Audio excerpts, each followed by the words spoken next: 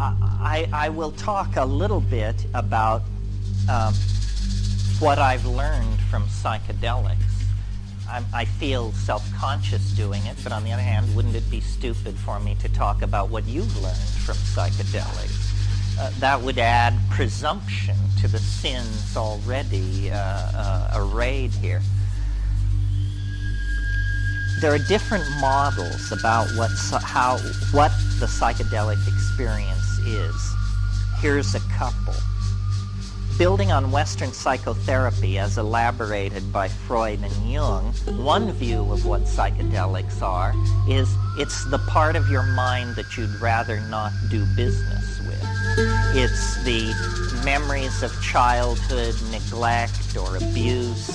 It's repressed, kinky fantasies. It's, in other words, the Freudian idea of the unconscious, that somehow these are drugs which dissolve the boundary between conscious and unconscious mind, and then you can do accelerated psychotherapy because resistances have been pharmacologically overcome.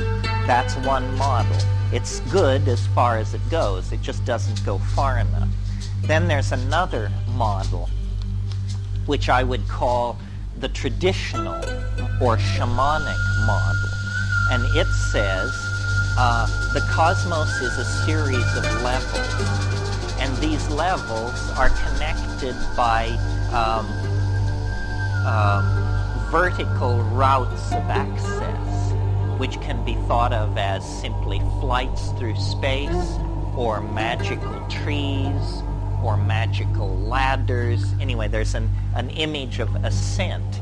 And ordinary people exist on only one of these levels. But a shaman is not an ordinary person. A shaman is a superhuman person who has the power of animal allies behind them. And they can go up and down in these elevators that move between levels, and they can therefore recover lost souls, see social hanky-panky, theft and adultery, see the causes behind that, see the causes behind disease, so forth and so on. That would be the traditional one. What I have concluded after 25 years of fiddling with this is that both of those ideas have a certain something to recommend them, but that they don't go far enough, and that we get more to the meat of this if we leave off psychological, the first explanation, or sociological, the second explanation, and actually go for something a little more formal, to wit, a mathematical model of what shamanism is. And what I mean by that is, let's think about what shamans do.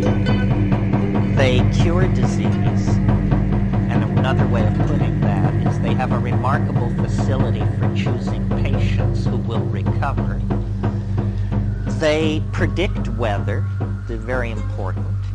They tell where game has gone, the movement of game, and they seem to have an paranormal ability to look into questions, as I mentioned, who's sleeping with who stole the chicken, social transgressions are an open book to them. Well, thinking about this from a mathematician's point of view, an all-encompassing explanation that would explain how all these magical feats are done is simply to suppose that the shaman is somehow able to project his consciousness, his or her consciousness, into a higher dimension. Not metaphorically, as in Sylvester Stallone has many dimensions. Not metaphorically, but literally, as in 1 dimension, 2 dimensions, 3 dimensions, and 4. Because if you could move into the 4th dimension, the dimension orthogonal to Newtonian space-time, seeing what the weather is going to be next week is as easy as seeing what the weather is now. seeing where the game went is as easy as seeing where the game are. Knowing who stole the chicken is simply defined by looking to see who stole the chicken. And I have noticed that all of biology, not simply shamanism within the context of human society, but all of biology is, in a sense, a conquest of dimensionality. That as we ascend the phylogeny of organic life, what animals are a strategy for conquering space-time. And complex animals do it better than simpler animals. And we do it better than any complex animal. And we 20th century people do it better than any people in any previous century, because we can bind data in so many ways that they couldn't electronically, on film, on tape, so forth and so on. So the progress of organic life is deeper and deeper into dimensional conquest. Well, from that point of view, then, the shaman begin to look like the advance guard of a new kind of human being. A human being that is as advanced over where we are as we are advanced over people a million years ago, because we have very elaborate strategies for coding the past. It's a dimensional conquest. So that's part of what I've learned about psychedelics, and I could have left it there, but I never do. I always want to bring more in under the umbrella of whatever metaphor it is that's being pushed. And what I have discerned is that time is actually speeding up. That the universe is not what physics tells us it is. Physics tells us that the universe is a physical system, an entropic system that was born in immense energy and chaos and will run down with a bang, with a whimper, not a bang, run down into heat entropy and dissipation. The psychedelic data on this is completely different. The psychedelic data says what that model left out was biology and mind. Now, biology, you might imagine, is a fairly ephemeral, recent, fragile phenomenon. It is not. The average star in this galaxy gutters out after about 700 million years. Not our star. We happen to have the good fortune to be around a very stable, slow-burning star. But there has been biology on this planet at least 2 billion years. 3 times the average life of a star. So biology is not some Johnny-come-lately epiphenomena. Biology is a phenomenon more persistent than the life of the stars themselves. And biology is not a static thing. A star evolving now is not greatly different from a star evolving a billion years ago. Biology doesn't work that way. Biology constantly changes the context in which evolution occurs. The way I have downloaded this into a phrase is the universe is, the biological universe at least, is a novelty-conserving engine.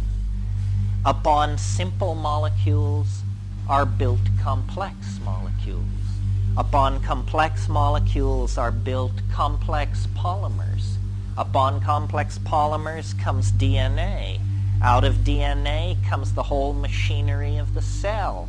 Out of cells comes simple aggregate colony animals like Hydra and that sort of thing. Out of that, true animals. Out of that, ever more complex animals, organs of locomotion, organs of sight, organs of smell, complex mental machinery for the coordinating of data in time and space. This is the whole story of the advancement of life. And in our species, it reaches its culmination and it crosses over into a new domain where change no longer occurs in the atomic and biological machinery of existence. It begins to take place in this world which we call mental. It's called epigenetic change, change which cannot be traced back to mutation of the arrangements of molecules inside long-chain polymers, but change taking place in syntactical structures that are linguistically based.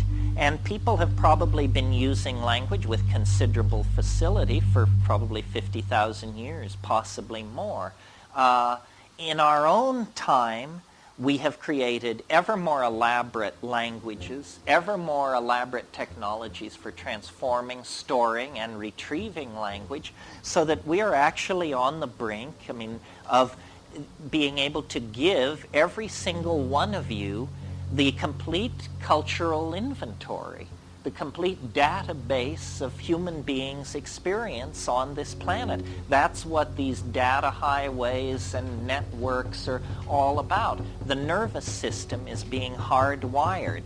But what I wanted to draw your attention to about this is it is not only an advance deeper and deeper into novelty, but it's an advance in which each successive stage occurs more quickly than the stage which preceded it. So, once you get the Big Bang, then nothing much happens for a long, long time. There's plasma streaming through the universe. The universe is slowly cooling, but that's the most dramatic, complex process in the universe, this cooling.